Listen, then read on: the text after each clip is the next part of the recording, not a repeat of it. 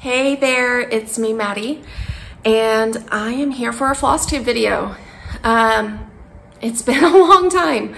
It's been about a year since I've made my last video, and in that time period, some really great things have happened, some life changes have happened.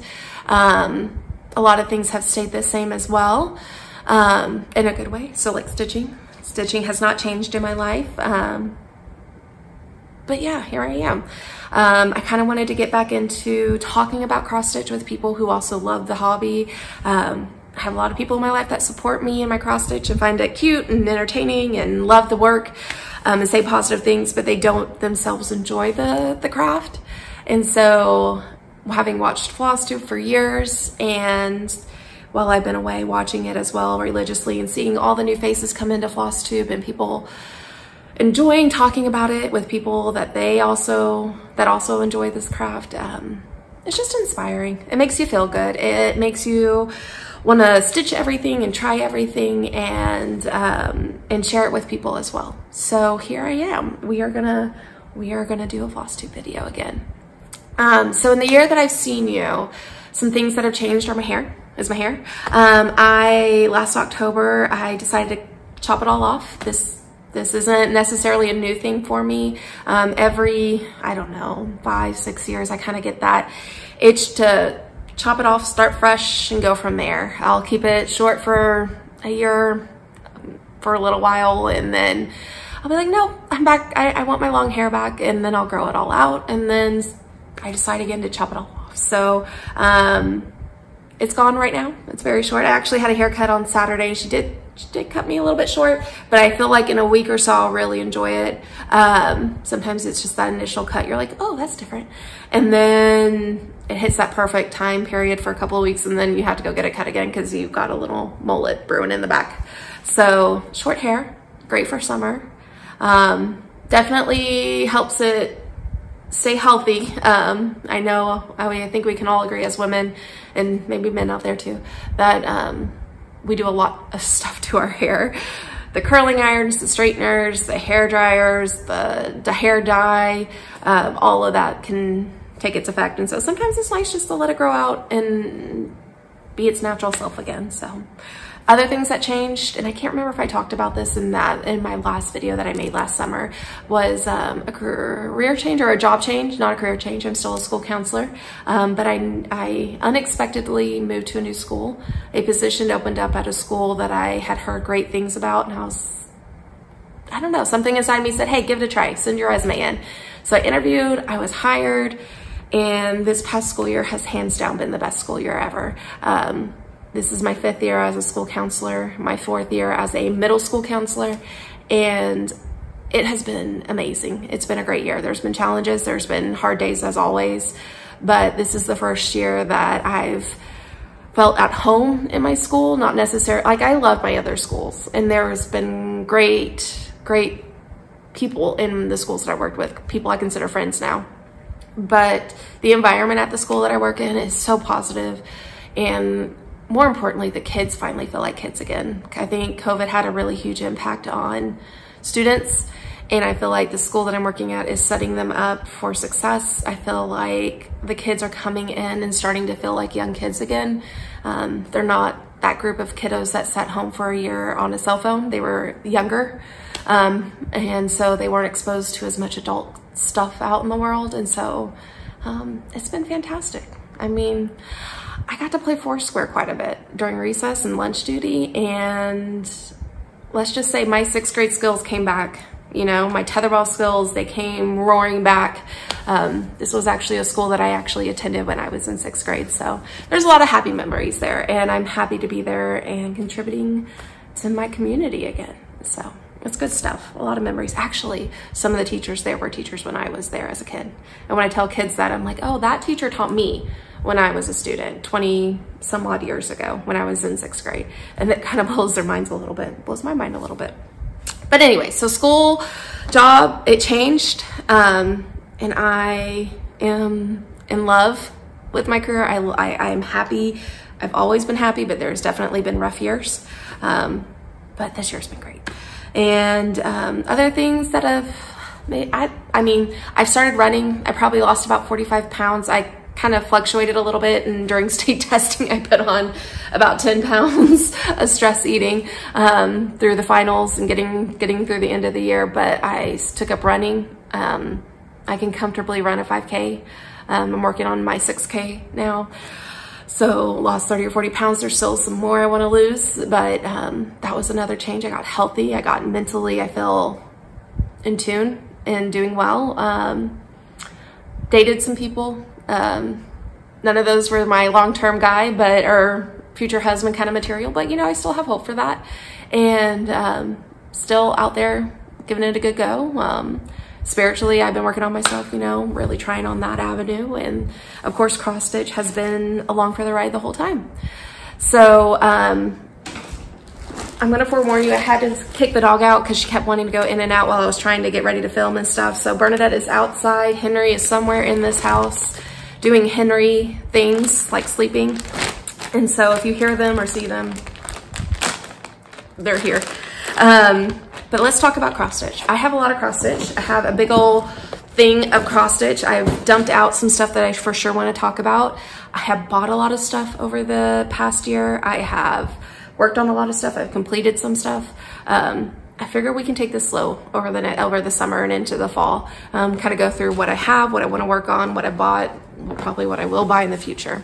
But one of my biggest ones that I've worked on this past year has been His Eyes on the Sparrow by Heartstring Samplery. Here's the little package. So I make working copies of my pattern for this guy. So he lives in the package that he came in, and then my working copies are all folded up and used. But my end of my 22-year goal was to finish the top portion of His Eyes on the Sparrow, and I did, except for that center motif where the little ring is, where you can put your initials and the date or customize it however you want to. I left that blank. I didn't complete the circle completely because that's going to be my final stitch. You know, I don't ever put a year in until I know like it's happening. Sorry, I keep looking out because I see like FedEx and UPS keep driving out by the front of the house out there. So yeah, this summer I've started on this section and working my way down.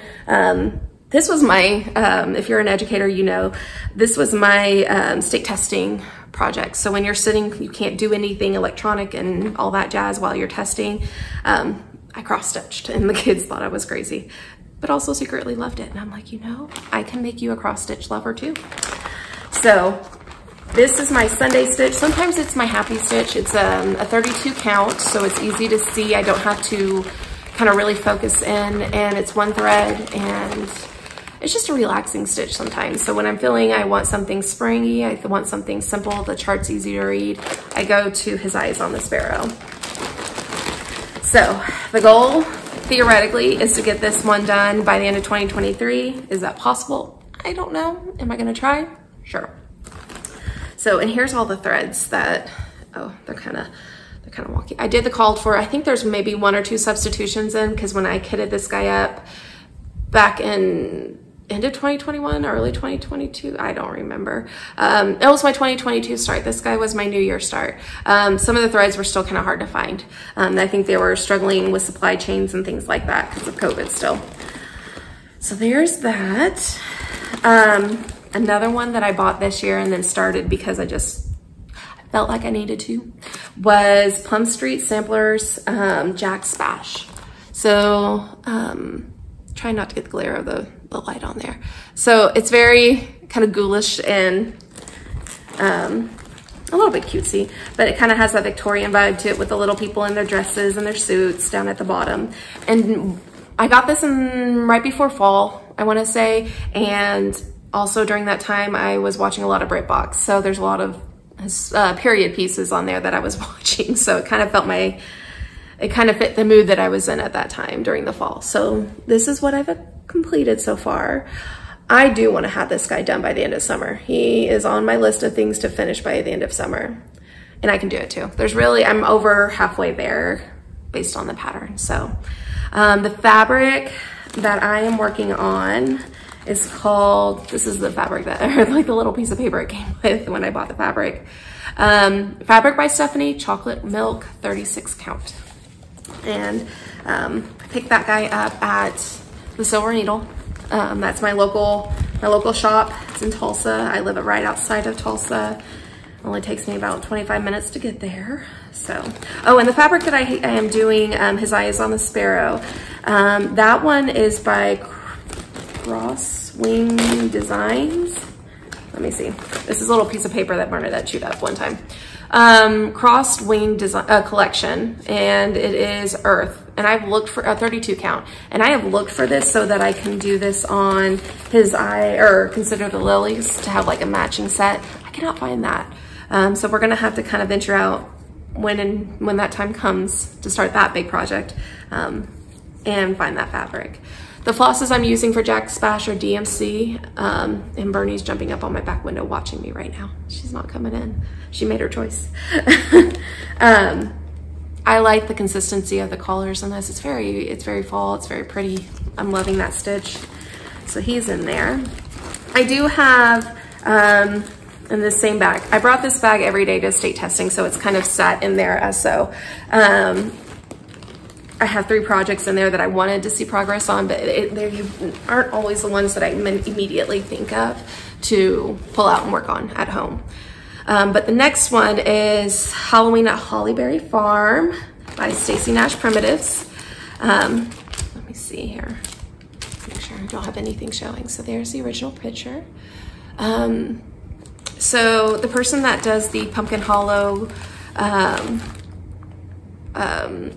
floss tube videos, she is actually working on this guy. She got her entire border done, which good for her. This guy's a little bit, my fabric choices, I couldn't find the called for fabric during when I kitted this guy up, but I chose murky. It's a 36, it's a tight 36, so sometimes it's a little bit hard to see, and with it being dark. So, but that's what I've completed so far on him. He hasn't seen a lot of work since probably before Christmas. I kind of started thinking about spring when I would say probably about February, I really got into spring. I just wanted spring, I was feeling it. So that leads into the next one, which is my sewing club book. I finished one project out of here already. And then I started a new one, and you have to be careful in here because the patterns are right next to the pictures. I did Hollyhocks. It's actually called Garden Friends Sewing Bag. I'm not making mine into a bag. I'll probably make them into a pillow. So that's the picture of the original. And let me see. This is the one that I just recently completed. I thought he was cute, and he was springy, and he was a good stitch. I did all the called for threads.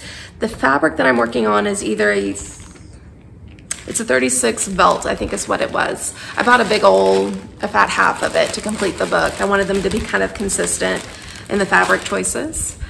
Here are all the called for threads.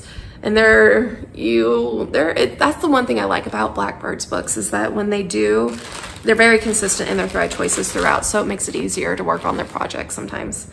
So I kind of messed up the cover on this guy. There we go. So that was another one and a recent finish. Yeah. A new start that I had, which I probably, if I was being consistent, I probably would have finished more before I started more. This one's called An Acrostic Sampler by the Scarlet Letter. Here, I'll take this out there. Too much glare. And what I completed on this one, it's only 2 thread choices, and I did DMC for this guy. Good old DMC. These 2 colors.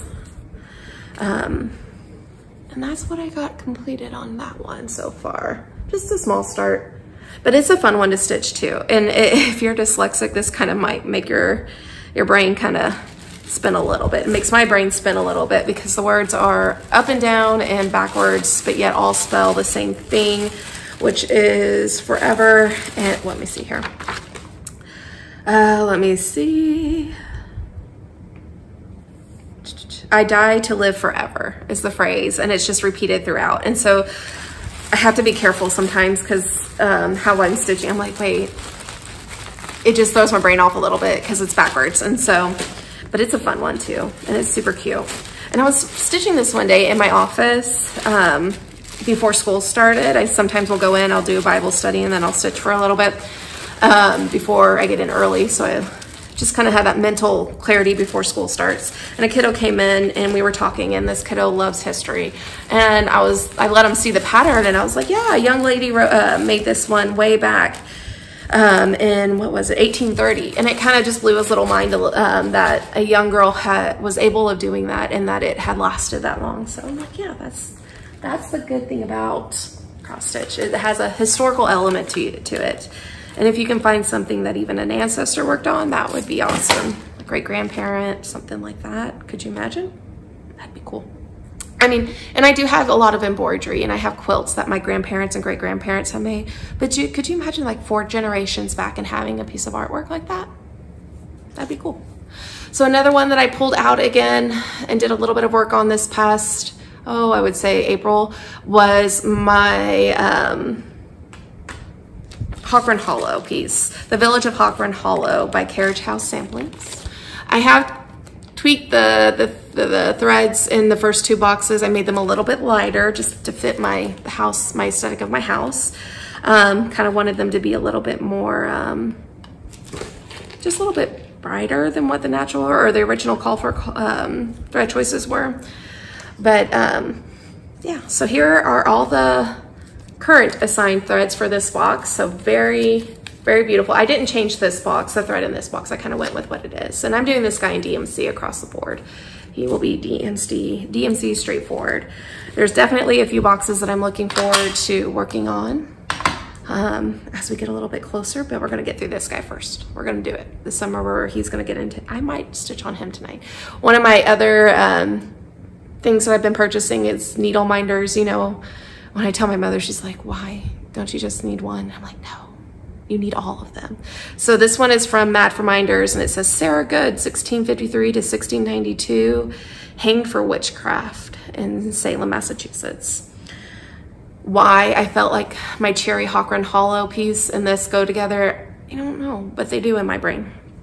So that's another one. I will fold you back up later because I'm afraid I will run out of memory or time, or this video will be insanely long, and nobody wants that.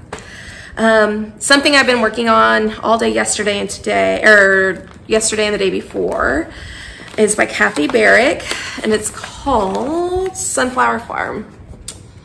So my dad loves sunflowers. Even ever since I was a kid, he always grew sunflowers, and so that's kind of what drew me to this one.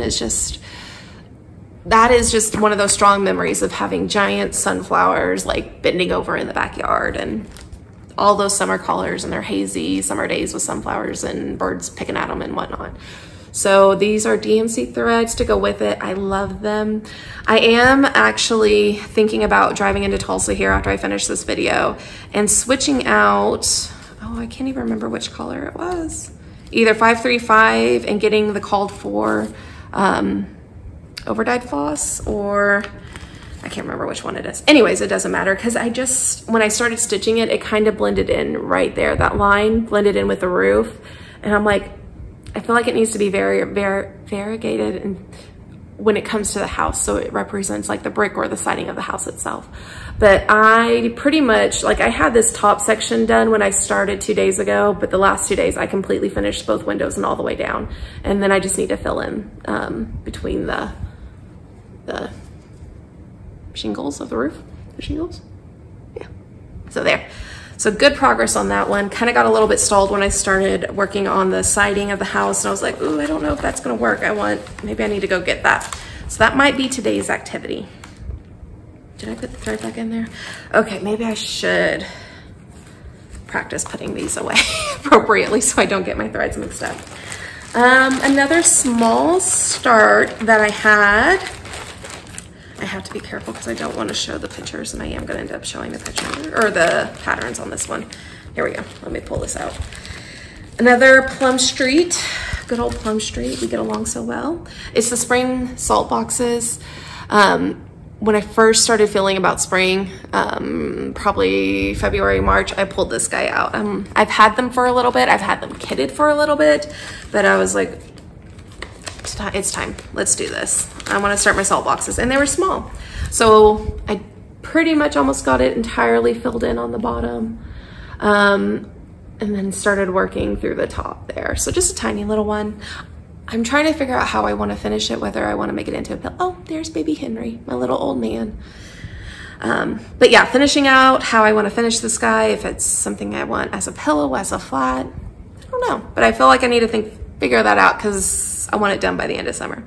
This one's stitched on 36 count flax. It's a Zweigart based.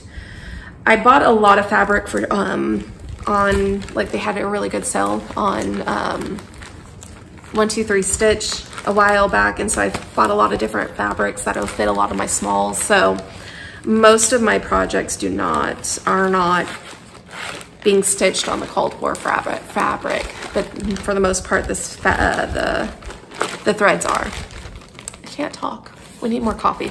There's a cup of coffee sitting in the coffee maker that I could definitely use. Another small start that I had was a Kathy Barrick as well.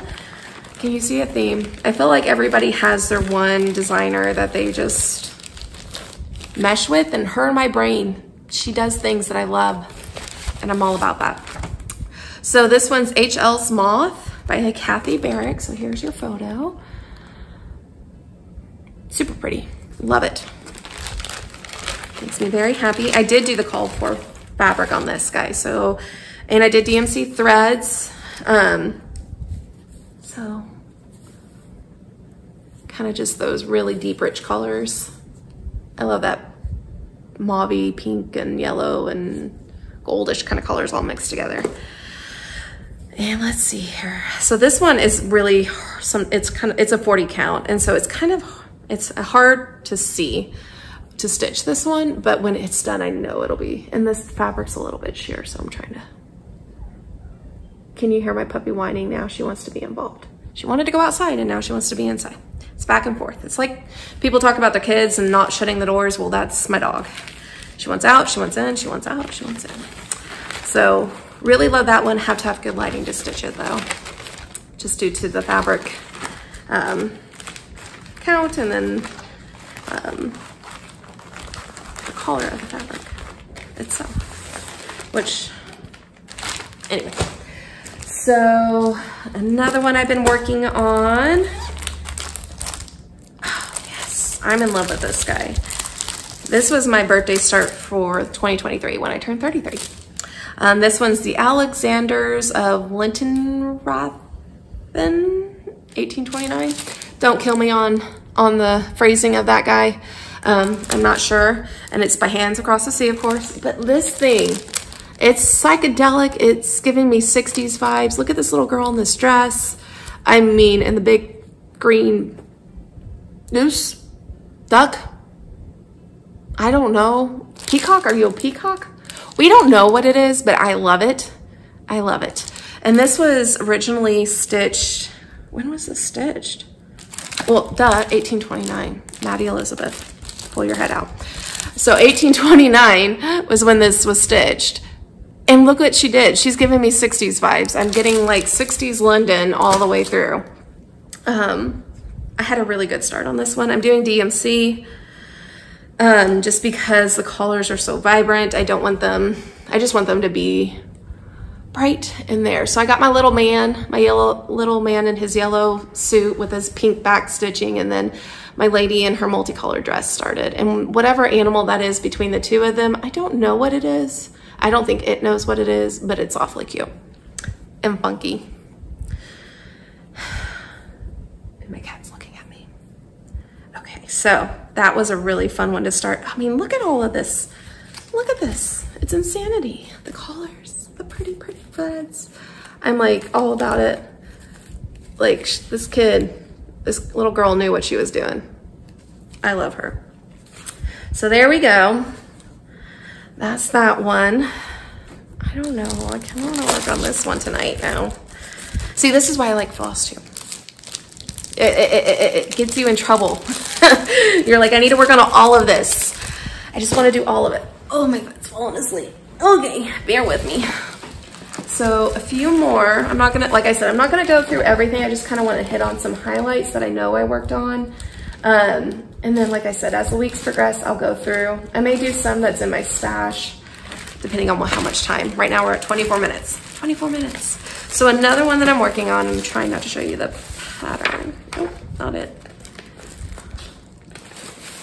Is Wildflowers. Take a guess. Take a guess. Wildflowers by Kathy Barrick. I love this guy. Now, I was working on it last night. I did not have the called for fabric. I had like a piece that seemed dark enough. I think it's either, is it Confederate Gray? Or I know they changed the names, but what does this one say? Oh, Country Gray is what they call 36 count Country Gray. And I'm here. I'm stuttering is what I'm doing. Let me see. So I started at the base and I'm working up. I don't know if I love it. I don't know if I need to change my fabric on this one. It's such an easy stitch, but it's not having the same effect that I thought it would. So I may need to go get darker fabric. Do I need to? Probably not. Do I want to go get darker fabric? Yes. So I may unstitch that and then set it aside. And today, if I go to Silver Needle, I might look and see if they have some darker fabric that I can work my magic on with that. So there's that one. And then my oldest WIP, which I have been putting some time into, is On Prudence by Plum Street Samplers. This guy. This was I think the second thing I ever started. Second or third. So I worked on him for a while, I don't know. I finished up that second base on this side and finished up that lady and worked on it.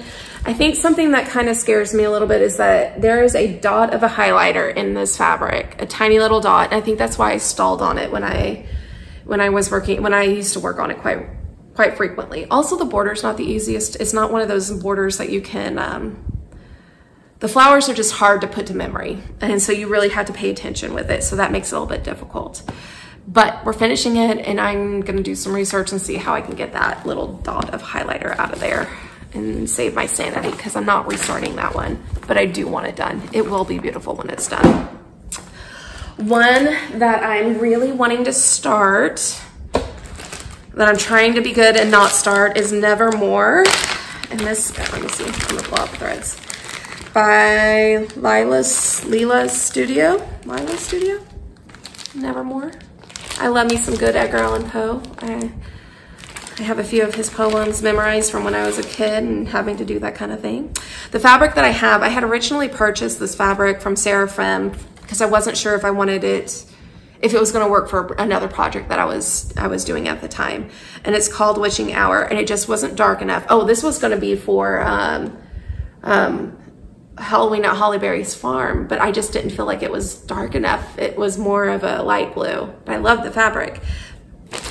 Works perfectly for Nevermore though, because it had I saw the original at Silver Needle, and it had a blue tint with a little bit of warmth through it, which is exactly what this is.